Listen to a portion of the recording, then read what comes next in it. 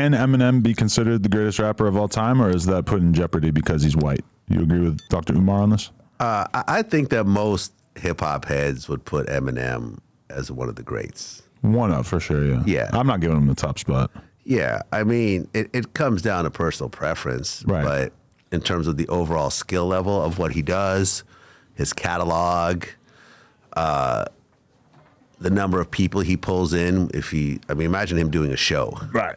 Yeah, I was just saying, when he came on, when he showed up in Detroit for the 50 Cent show, like Detroit lost its fucking mind. Oh, really? He did that? Yeah. He just showed up. How much would Eminem get for a show these days? Like 2 million, maybe 3 million. Like just a straight one-off show. Like you could do a Taylor Swift type tour, probably. Totally. Do those venues. Yeah. So when you look at the number of big songs he has, his overall wordplay, the fact that he got on with some of the greats and held his own, like Jay-Z. You know what I'm saying? I feel you have to put him in the GOAT category. Right. And I think that Umar is very good at creating He's great at takes. Polarizing comments that get people like me and you talking about it, and then he'll chime in and so forth. And the reason I even chimed in was because my name got thrown into it. Because he was like, oh, yeah, DJ Vlad ain't out here building schools. And I'm like, neither is he. Yeah, if you want to go here, Umar, let me bring up our interview from 7 years ago where you said your school's about to launch, and it still hasn't launched. Right.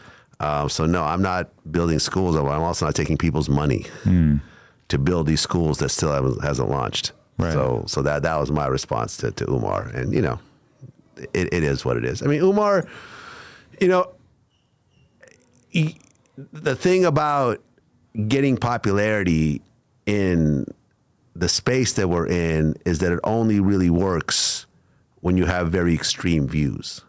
Someone who's just like, hey, I see both sides, everyone should just live in harmony and no one's really wrong and everyone's right in their own way.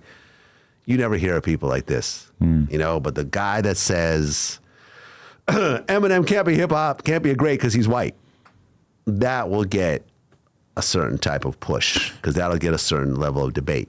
And you don't even have to say anything objectively offensive these days to get like a fucking media hype cycle going around you, because people are so thirsty for things to get offended by that they will just take whatever.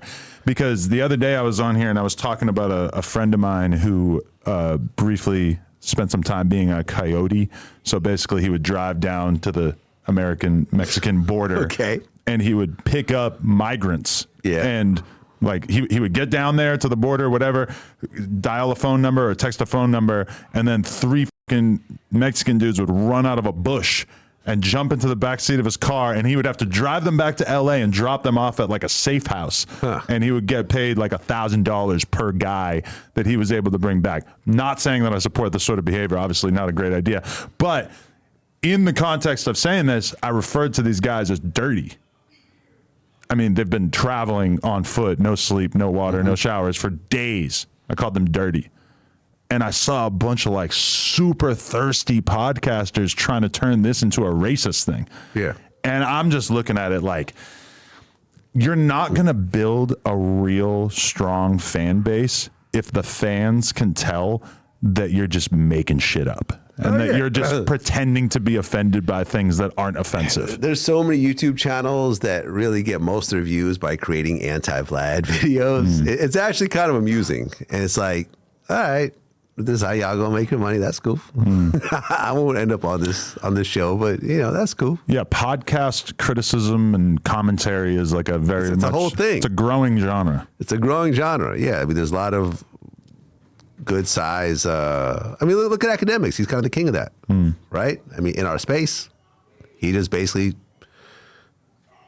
talks about what's hot on other platforms, and he gives his own take on it, and he injects a very strong opinion behind it. And look, he's one of the top guys in our space. Definitely. I'm a little bit conflicted about reaction content from time to time because I don't do it. Yeah. But then again, I kind of do it in my interviews in a way, right? But you'll talk about the thing, but you won't play the actual clip. Whereas in comparison, sometimes But that's more for kind of copyright reasons. Right. But if I could play it, I probably would. It's well within academics' right to watch a 20-minute podcast clip and say what he wants to say about it.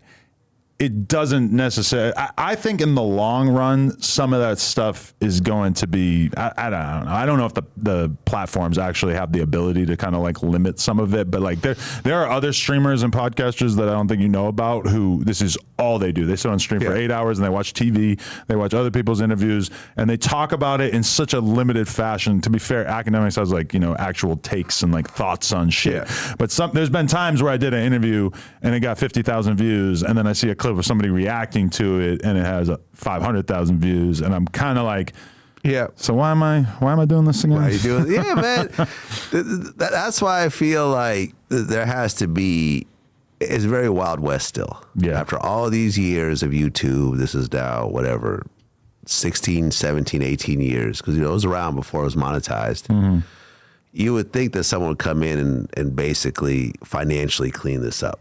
Yeah. But listen, crypto is still a mess. So, I mean, a lot of this stuff takes decades to actually properly put together. And I think these platforms realize that if you take away the ability of stealing other people's shit, it's going to tank some of these platforms. Because you look at Twitter, the most viral tweet every day is almost always going to be a screen recorded Facebook post of downloaded TikTok, anything. Like Twitter thrives off this. And oftentimes the original TikTok will have 100,000 views, and then it'll have 100 million views on Twitter, because the person who posted it on TikTok posted it in a sincere fashion. Hey, this is a thing that I'm into. And then the person who posted it on Twitter will say, hey, look at this fucking idiot and the shit that he's into. And as soon as you frame it as look at this person doing something bad, it's a lot more palatable. Yeah, and man. I've kind of fallen into it too, because there's certain podcasts that I used to watch clips from, and now I've kind of gotten sucked into watching like commentary channels about those podcasts. However, sometimes I feel like they're a little like unnecessarily negative, and I realize that I've been basically being fed negative narratives about people I know who, these commentary channels are kind of, it's on them to make the content as salacious as possible. So they end up kind of talking about certain people like they're total fucking idiots, who I know them to be very, very smart, competent people, and talking about people like they're the worst people on earth when I know them to be good people. Well, look, my stuff has made its rounds so many ways like that it's just like, you just take it as part of the game. Yeah.